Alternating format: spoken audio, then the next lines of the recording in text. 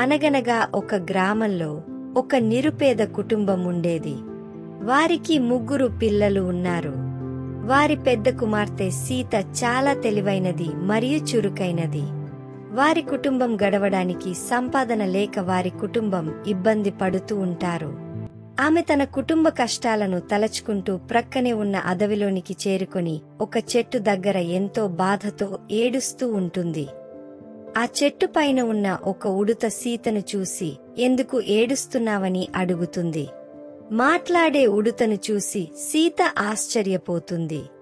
ఉడుత ఇలా అంటుంది, నన్ను చూసి భయపడకు, నువ్వు ఎందుకు ఏడుస్తున్నావో చెప్పు, నాకు చేతనైన సహాయం చేస్తాను అని ఉడుత సీతకి భరోసా ఇస్తుంది. అంతటతో సీత మాట్లాడే ఉడుతతో తన కుటుంబ కష్టాలు చెప్పగా తన కుటుంబ కష్టాలు తీరే ఒక నిధి రహస్యాన్ని మాట్లాడే ఉడుత చెప్తుంది. ఆ నిధి మార్గానికి సంబంధించిన మ్యాప్ను అందిస్తుంది.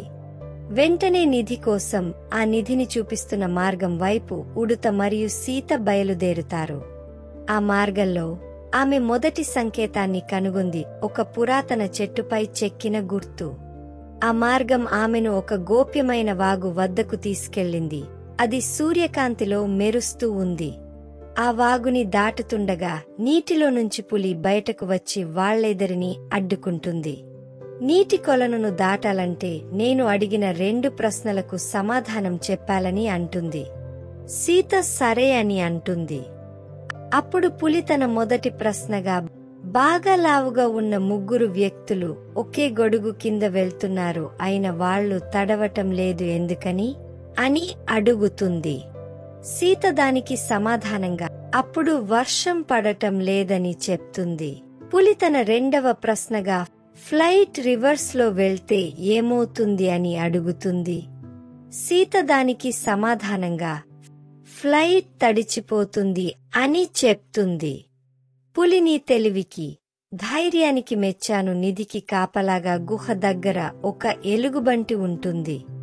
ఆ ఎలుగుబంటి ఒక ప్రశ్నను అడుగుతుంది. దానికి సమాధానం చెప్పితేనే నిధి దగ్గరికి వెళ్ళనిస్తుంది. ఆ ప్రశ్న మాత్రమే నేను చెప్పగలను, సమాధానం నువ్వే చెప్పాలి, జాగ్రత్తగా ఆలోచించి చెప్పాలి, లేదా ఎలుగుబంటి నిన్ను తినేస్తుంది అని పులి ఎలుగుబంటి అడిగే ప్రశ్నను ఇలా చెప్తుంది. దేవుడు ప్రత్యక్షమై నీకు వరం కావాలంటే ఏం కోరుకుంటావు అని అడుగుతుంది అని చెప్పి పులి వాళ్లకి దారిని వదులుతుంది. ఆ వాగుని దాటి ఒక రహస్యమైన గుహ దగ్గరికి వెళ్లారు. అప్పుడు వాళ్ళు గుహలోకి వెళ్లబోగా ఎలుగుబంటి ఎదురుపడి ఇలా అంటుంది, నేను అడిగే ప్రశ్నకు సమాధానం చెప్తేనే ఈ గుహలోనికి వెళ్లగలరు, లేనిచో మీరు నా ఆకలికి బలి అవుతారు అని తన ప్రశ్నను దేవుడు ప్రత్యక్షమై నీకు ఏం వరం కావాలంటే ఏం కోరుకుంటావు అని అడుగుతుంది. సమాధానంగా సీత, నేను ఎప్పుడు కోరుకుంటే అప్పుడు దేవుడు ప్రత్యక్షమై వరాలు ఇవ్వాలని కోరుకుంటా అని చెప్తుంది. సీత జవాబుకి మెచ్చిన ఎలుగుబంటిని తెలివికి, ధైర్యానికి, సాహసానికి మెచ్చి పజిల్ ఎలా పూర్తి చెయ్యాలో తన చెవిలో చెప్తుంది. అంతటా సీత ఆ పజిల్ను కనుగొని పరిష్కరిస్తుంది. ఆ పజిల్ను పరిష్కరించగానే నిధి వెలుగులోకి వచ్చింది. ఆనందంతో నిండిపోయిన సీత నిధిని తీసుకొని ఇంటికి చేరుకుని దొరికిన నిధితో తన కుటుంబ కష్టాలు తీర్చుకొని తన కుటుంబంతో ఆనందంగా ఉంది. తన కుటుంబాన్ని కష్టాలను తీర్చిన ఉడుతకు కృతజ్ఞతలు చెప్పింది. Please like, share and subscribe. Thank you.